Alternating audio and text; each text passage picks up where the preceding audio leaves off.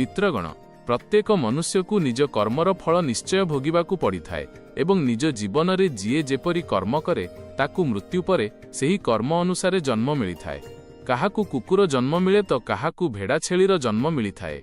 हिंदू धार्मिक ग्रंथ अनुसारे एही धरतीरे रहुथिबा समस्त मनुष्यंकु मृत्यु परे तांको कर्म अनुसारे अलगा अलगा जोनिरे जन्म मिलिथाए एवं ताकू निज कर्मर फल भोगिबाकू पड़िथाए।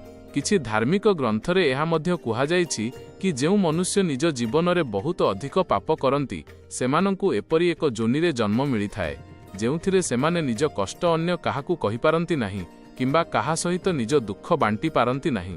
मित्रगण आजिर एही भिडियो रे आमे आपनकु कहिबु कि सेही केउ कार्य अटे जहा मनुष्य को निज जीवन रे करिबा उचित नुहे नचेत ताकू कुकुर जन्म मिलिथाए एवं सारा जीवन एपट सेपट बुलिबाकू पड़िथाए।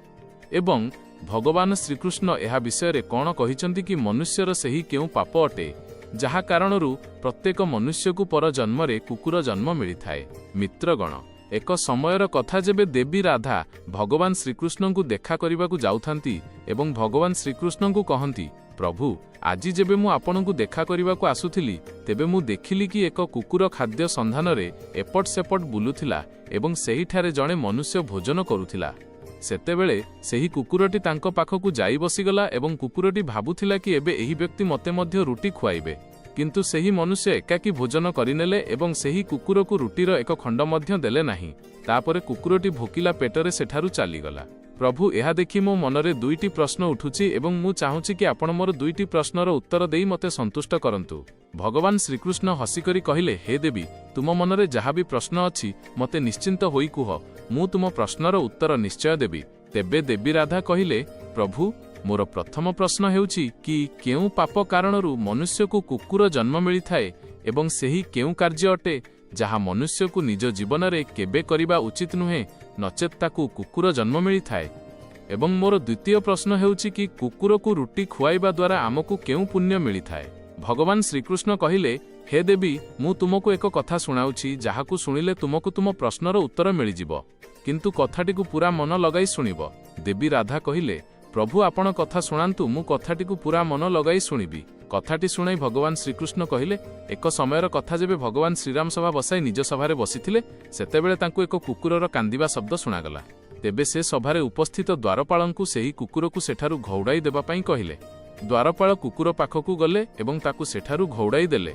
पुणी परदिन जेबे भगवान श्रीराम पुणी सभारे बसिथिले सेतेबेले सेही कुकुर पुणी सेठाकु आसी बसिगला एवं जेमिति ही भगवान श्रीराम सभारे किछि कहिबा आरंभ कले पुणी सेही कुकुर जोर जोर रे कांदिबाकू लागिला। एथर मध्य द्वारपाल कुकुर पाखकु गले एवं ताकु सेठारु घौड़ाई देले। तृतीय दिन जेबे प्रभु श्रीराम सभारे बसिथिले पुणी सेही कुकुर आसिला एवं सेही स्थान रे बसी जोर जोर रे कांदिबाकू लागिला। तेबे भगवान श्रीराम मनरे भाबिले एही कुकुर मो दरबार रे प्रतिदिन आसी काहींकी कांदुछि जदिओ एहाकू केही मारु नाहांती तेबे एहा प्रतिदिन मो दरबार रे आसी काहींकी कांदुछि। एतिकी भाबी भगवान श्रीराम द्वारपालंकु कहिले सेही कुकुरकु मो दरबार भितरकु नेई आस। द्वारपाल सेही कुकुर पाखकु गले एवं ताकु कहिले हे स्वान कुकुर तुमे प्रतिदिन एठाकु आसी काहींकी कांदुछ चाल प्रभु श्रीराम तुमको निज दरबारकु डाकिछंती। कुकुर कहिला हे मुनिवर मु जणे कुकुर एवं कुकुरमानंकर मंदिर राजभवन तथा रोसेई घर और गोशाला परी पवित्र स्थानकु जिबा मना मते अपवित्र माना जाए सेथिपाई मु प्रभु श्रीरामंक दरबारकु जाई परिबि नाही। तुमे प्रभु श्रीरामंकु जाई कहि दियो जदि तांकु मते देखा करिवार अछि तेबे से एठाकु आसी जाआंतु किंतु मु सेठाकु जाई परिबि नाही। कुकुरर एही कथा सुनी द्वारपाल प्रभु श्रीरामंक पाखकु गले एवं कुकुर द्वारा कुहा जाइतिबा समस्त कथा तांकु जणाइले।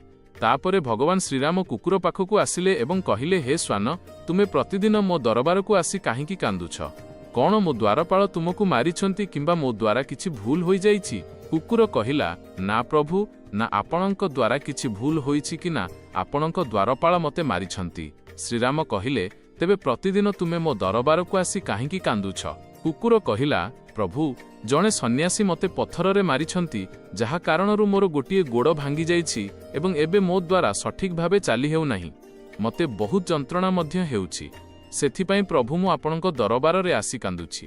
प्रभु मु सुनिछि कि आपण समस्तंकर न्याय करंती तेबे प्रभु मोर मध्य न्याय करंतु एवं सेही सन्यासी को दंड दियंतु। କୁକୁରର ଏହି କଥା ଶୁଣି ପ୍ରଭୁ ଶ୍ରୀରାମ ବହୁତ ଅଧିକ ଦୁଃଖିତ ହେଲେ ଏବଂ ନିଜ ସୈନିକମାନଙ୍କୁ କହିଲେ, ସେହି ସନ୍ନ୍ୟାସୀଙ୍କୁ ମୋ ଦରବାରକୁ ନେଇ ଆସ, ମୁଁ ତାଙ୍କୁ ନିଶ୍ଚୟ ଦଣ୍ଡ ଦେବି। ସୈନିକମାନେ ଗଲେ ଏବଂ ସେହି ସନ୍ନ୍ୟାସୀଙ୍କୁ ପ୍ରଭୁ ଶ୍ରୀରାମଙ୍କ ଦରବାରକୁ ନେଇ ଆସିଲେ। ତାପରେ ପ୍ରଭୁ ଶ୍ରୀରାମ ସେହି ସନ୍ନ୍ୟାସୀଙ୍କୁ କହିଲେ, ଏହି କୁକୁର ଯାହା କହୁଛି ସତ୍ୟ କି? ତୁମେ ଏହି କୁକୁରକୁ ପଥରରେ ମାରିଛ, ଯାହାଦ୍ୱାରା ଏହାର ଗୋଡ଼ରେ ବହୁତ ଆଘାତ ଲାଗିଛି ଏବଂ ଏବେ ଏହି କୁକୁରକୁ ବହୁତ ଯନ୍ତ୍ରଣା ହେଉଛି ଓ ଏହା ଠିକରେ ଚାଲିପାରୁନାହିଁ। ଏ କ'ଣ ଅପରାଧ କରିଥିଲା ଯେ ତୁମେ ଏହାକୁ ଏତେ ବଡ଼ ଦଣ୍ଡ ଦେଲ କି ଏହାର ଗୋଡ଼ ହିଁ ଭାଙ୍ଗିଦେଲ? ସେହି ସନ୍ନ୍ୟାସୀ କହିଲେ, ପ୍ରଭୁ, ମୁଁ ନିଜ ଝୋଲି ଧରି ଭିକ୍ଷା ମାଗିବା ପାଇଁ ଯେବେ ରାସ୍ତାରେ ଯାଉଥିଲି, ସେତେବେଳେ ଏହି କୁକୁର ମୋ ପାଖକୁ ଆସିଲା ଏବଂ ନିଜ ଲାଙ୍ଗୁଡ଼ ହଲାଇବାକୁ ଲାଗିଲା ଏବଂ ଯେବେ ମୁଁ ଏହାକୁ ଖାଇବାକୁ କିଛି ଦେଲି ନାହିଁ, ତେବେ ଏହା ମୋ ଭିକ୍ଷାର ଅନ୍ନ ଛୁଇଁ ଦେଇଥିଲା, ଯାହା କାରଣରୁ ମୁଁ କ୍ରୋଧରେ ଆସି ପଥର ଉଠାଇ ଏହାକୁ ମାରିଦେଲି ଏବଂ ପଥରଟି ବହୁତ ବଡ଼ ହୋଇଥିବାରୁ ଏହାର ଗୋଡ଼ ଭାଙ୍ଗିଗଲା। ସନ୍ନ୍ୟାସୀଙ୍କ ଏହି କଥା ଶୁଣି ପ୍ରଭୁ ଶ୍ରୀରାମ ସେହି ସନ୍ନ୍ୟାସୀଙ୍କ ଉପରେ ବହୁତ ଅଧିକ କ୍ରୋଧିତ ହେଲେ ଏବଂ ସେ ସନ୍ନ୍ୟାସୀଙ୍କୁ କହିଲେ, ଏହି କୁକୁର ଏକ ଅଜ୍ଞାନୀ ଜୀବ। ଏହା ନିଜ ପେଟ ଭରିବା ପାଇଁ ଏପରି କଲା। ଏହାକୁ ଏତେ ଜ୍ଞାନ ନାହିଁ କି କାହାର ଅନ୍ନ ଛୁଇଁବା ଉଚିତ ନୁହେଁ, ସେଥିପାଇଁ କୁକୁରଟି ଏପରି କଲା। କିନ୍ତୁ ଆପଣ ତ ଜଣେ ସନ୍ନ୍ୟାସୀ, ଆପଣଙ୍କ ଭିତରେ ତ ଜ୍ଞାନ ଅଛି କି କୌଣସି ବି ଜୀବକୁ ଏହିପରି ମାରିବା ଉଚିତ ନୁହେଁ, ତଥାପି ଆପଣ ଏହି ଜୀବକୁ ମାରିଲେ। ସେଥିପାଇଁ ଅପରାଧ ଏହି କୁକୁର କରିନାହିଁ, ବରଂ ଅପରାଧ ତ ଆପଣ କରିଛନ୍ତି। ଆପଣ ଏତେ ବଡ଼ ଜ୍ଞାନୀ ହୋଇ ମଧ୍ୟ ଏହି କୁକୁରକୁ ମାରିଛନ୍ତି, ସେଥିପାଇଁ ଅପରାଧୀ ଆପଣଙ୍କୁ ହିଁ ମାନାଯିବ। ତାପରେ ପ୍ରଭୁ ଶ୍ରୀରାମ ସେହି କୁକୁରକୁ କହିଲେ, ଏହି ସନ୍ନ୍ୟାସୀ ତୁମର ଅପରାଧୀ ଏବଂ ଏବେ ତୁମେ ହିଁ କୁହ କି ଏହି ସନ୍ନ୍ୟାସୀଙ୍କୁ କ'ଣ ଦଣ୍ଡ ଦିଆଯିବ? ତେବେ କୁକୁର କହିଲା, ପ୍ରଭୁ, ଏହି ସନ୍ନ୍ୟାସୀଙ୍କୁ କୌଣସି ନଗରର ରାଜା ବନାଇ ଦିଅନ୍ତୁ। ପ୍ରଭୁ ଶ୍ରୀରାମ କହିଲେ, ଠିକ୍ ଅଛି, ଏହାକୁ ଏକ ନଗରର ରାଜା ବନାଇ ଦିଆଯିବ। ଏବଂ ପୁଣି ସେହି ସନ୍ନ୍ୟାସୀଙ୍କୁ ସୁନ୍ଦର ବସ୍ତ୍ର ପିନ୍ଧାଇ ଏକ ଘୋଡ଼ା ଉପରେ ବସାଇ ଦିଆଗଲା ଏବଂ ସେହି ସନ୍ନ୍ୟାସୀଙ୍କୁ ଏକ ମହଲକୁ ନିଆଗଲା ଏବଂ ସେଠାର ଏକ ନଗରର ରାଜା ବନାଇ ଦିଆଗଲା। ଯେବେ ସେହି ସନ୍ନ୍ୟାସୀ ରାଜା ବନିଗଲେ, ତେବେ ସେ ବହୁତ ଖୁସି ଥିଲେ ଏବଂ ମନେ ମନେ ଭାବୁଥିଲେ, ସେହି କୁକୁରଟି ସତରେ ପୁରା ପାଗଳ ଥିଲା। ମୁଁ ତାର ଗୋଡ଼ ଭାଙ୍ଗି ଦେଇଥିଲି ଏବଂ ସେ ମୋତେ ଦଣ୍ଡ ଦେବା ବଦଳରେ ମୋତେ ଏହି ନଗରର ରାଜା ବନାଇଦେଲା। ତାପରେ ଏହି କଥା କାହାରି ବୁଝିବାରେ ଆସୁନଥିଲା କି ସେହି କୁକୁର ସନ୍ନ୍ୟାସୀଙ୍କୁ ଦଣ୍ଡ ଦେବା ବଦଳରେ ତାକୁ ନଗରର ରାଜା କାହିଁକି ବନାଇଦେଲା। ତେବେ କିଛି ଲୋକ ଏହି ପ୍ରଶ୍ନର ଉତ୍ତର ଜାଣିବା ପାଇଁ ପ୍ରଭୁ ଶ୍ରୀରାମଙ୍କ ପାଖକୁ ଗଲେ ଏବଂ ପଚାରିଲେ, ପ୍ରଭୁ, ଏହି କୁକୁର ସନ୍ନ୍ୟାସୀଙ୍କୁ ଦଣ୍ଡ ଦେବା ବଦଳରେ ମହଲର ରାଜା କାହିଁକି କରିଦେଲା? ଯେତେବେଳେ କି ସେହି ସନ୍ନ୍ୟାସୀ ତ କୁକୁରର ଗୋଡ଼ ଭାଙ୍ଗି ଦେଇଥିଲେ, ତେବେ ଏହି କୁକୁରକୁ ସେହି ସନ୍ନ୍ୟାସୀଙ୍କୁ ଦଣ୍ଡ ଦେବାର ଥିଲା। ଲୋକଙ୍କ ଏହି କଥା ଶୁଣି ପ୍ରଭୁ ଶ୍ରୀରାମ କହିଲେ, ଏହି ପ୍ରଶ୍ନର ଉତ୍ତର ତ ଆପଣମାନଙ୍କୁ ସେହି କୁକୁର ହିଁ ଦେଇପାରିବ କି ପ୍ରକୃତରେ ସେ ଏପରି କାହିଁକି କଲା। ତେବେ ସମସ୍ତ ଲୋକ ସେହି କୁକୁର ପାଖକୁ ଗଲେ ଏବଂ ପଚାରିଲେ, ତୁମେ ସେହି ସନ୍ନ୍ୟାସୀଙ୍କ ସହିତ ଏପରି କାହିଁକି କଲ? ତାଙ୍କୁ ଦଣ୍ଡ ଦେବା ବଦଳରେ ତାଙ୍କୁ ଏକ ନଗରର ରାଜା କାହିଁକି ବନାଇଦେଲ, ଯେତେବେଳେ କି ସେ ତୁମର ଗୋଟିଏ ଗୋଡ଼ ଭାଙ୍ଗିଥିଲେ? ତେବେ କୁକୁର ହସିକରି କହିଲା, ତୁମେମାନେ ଜାଣିବାକୁ ଚାହୁଁଛ କି ମୁଁ ସେହି ସନ୍ନ୍ୟାସୀଙ୍କୁ ଦଣ୍ଡ ଦେବା ବଦଳରେ ତାଙ୍କୁ ଏକ ନଗରର ରାଜା କାହିଁକି ବନାଇଲି? ତେବେ ଶୁଣ, ମୁଁ ମଧ୍ୟ ଗତ ଜନ୍ମରେ ଏକ ନଗରର ରାଜା ଥିଲି ଏବଂ ମୁଁ ଗରିବଙ୍କ ଉପରେ ବହୁତ ଅତ୍ୟାଚାର କରୁଥିଲି। ମୋ ନଗରରେ ଯେତେ ବି ଲୋକ ଥିଲେ ସମସ୍ତେ ବହୁତ ଗରିବ ଥିଲେ ଏବଂ ସେମାନେ ଦିନସାରା ବିଲରେ ପରିଶ୍ରମ କରି ଯେଉଁ ଅନ୍ନ ଉତ୍ପାଦନ କରୁଥିଲେ ସେଥିରୁ ଅଧା ମୁଁ ନେଇଯାଉଥିଲି ଏବଂ ଯିଏ ବି ମୋତେ ନିଜ ଅନ୍ନରୁ ଅଧା ଅଂଶ ଦେଉନଥିଲା ତାକୁ ମୋ ସୈନିକମାନେ ବହୁତ ମାରପିଟ କରୁଥିଲେ ଏବଂ ତାଙ୍କ ପରିଶ୍ରମର ଧନ ମୁଁ ହଡ଼ପ କରି ନେଉଥିଲି। ଗତ ଜନ୍ମରେ ମୁଁ ବହୁତ ଗୁଡ଼ିଏ ପାପ କରିଥିଲି। ଏହି କାରଣରୁ ଏହି ଜନ୍ମରେ ମୋତେ କୁକୁର ଜନ୍ମ ମିଳିଛି। ଏବେ ମୁଁ ଗତ ଜନ୍ମରେ କରାଯାଇଥିବା ପାପର ଫଳ ଭୋଗୁଛି ଏବଂ ମୁଁ ସେହି ସନ୍ନ୍ୟାସୀଙ୍କୁ ରାଜା ସେଥିପାଇଁ ବନାଇଛି, ଯେପରି ତାଙ୍କୁ ମଧ୍ୟ ପର ଜନ୍ମରେ କୁକୁର ଜନ୍ମ ହିଁ ମିଳୁ। ତେବେ ଯାଇ ତାଙ୍କୁ ଜଣାପଡ଼ିବ କି କୁକୁରର ଜୀବନ କିପରି ହୋଇଥାଏ ଏବଂ ନିଜ ପେଟ ପୋଷିବା ପାଇଁ କ'ଣ କ'ଣ କରିବାକୁ ପଡ଼େ ଏବଂ ଏକ ଏକ ଅନ୍ନ ପାଇଁ କେତେ ଛଟପଟ ହେବାକୁ ପଡ଼େ ଏବଂ କେତେ ଲୋକଙ୍କଠାରୁ ମାଡ଼ ଖାଇବାକୁ ପଡ଼େ। ଏହିପରି ସେହି କୁକୁରର କଥା ଶୁଣି ସମସ୍ତଙ୍କ ବୁଝିବାରେ ଆସିଗଲା କି ସେହି କୁକୁର ସନ୍ନ୍ୟାସୀଙ୍କୁ ରାଜା କାହିଁକି ବନାଇଛି।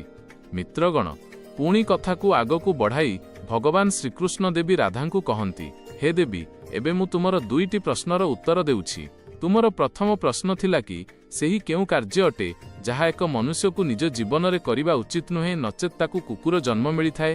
ତେବେ ବୁଝିଯାଅ, ଯେଉଁ ମନୁଷ୍ୟ ସେହି ରାଜାଙ୍କ ପରି ନିଜ ଜୀବନରେ ବହୁତ ଅଧିକ ପାପ କରନ୍ତି ସେମାନଙ୍କୁ କୁକୁର ଜନ୍ମ ମିଳିଥାଏ। ଏବଂ ତୁମର ଦ୍ୱିତୀୟ ପ୍ରଶ୍ନ ଥିଲା କି କୁକୁରକୁ ରୁଟି ଖୁଆଇବା ଦ୍ୱାରା ଆମକୁ କେଉଁ ପୁଣ୍ୟ ମିଳିଥାଏ। ତେବେ ବୁଝିଯାଅ, ଯେଉଁ ମନୁଷ୍ୟ କୁକୁରକୁ ଭୋଜନ କରାଏ ତାକୁ ନିଜ ଜୀବନରେ କରାଯାଇଥିବା ପାପରୁ ମୁକ୍ତି ମିଳିଥାଏ ତଥା ତାର ଜୀବନରେ ଅଜାଣତରେ କରାଯାଇଥିବା ପାପ ନଷ୍ଟ ହୋଇଯାଏ।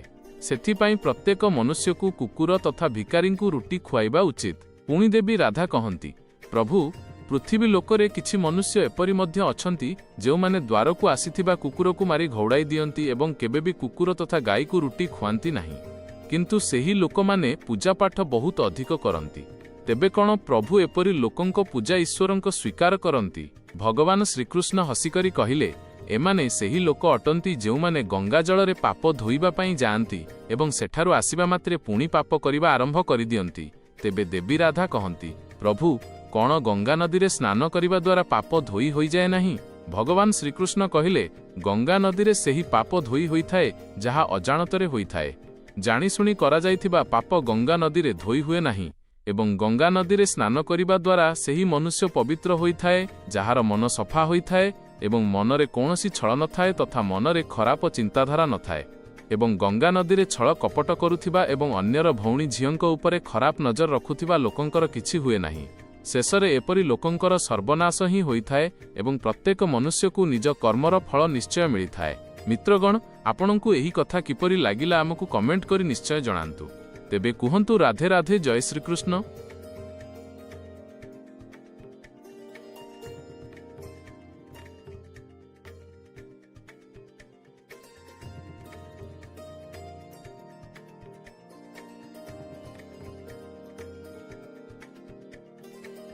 ନିଶ୍ଚୟ ଜଣାନ୍ତୁ। ତେବେ କୁହନ୍ତୁ ରାଧେ ରାଧେ, ଜୟ ଶ୍ରୀକୃଷ୍ଣ।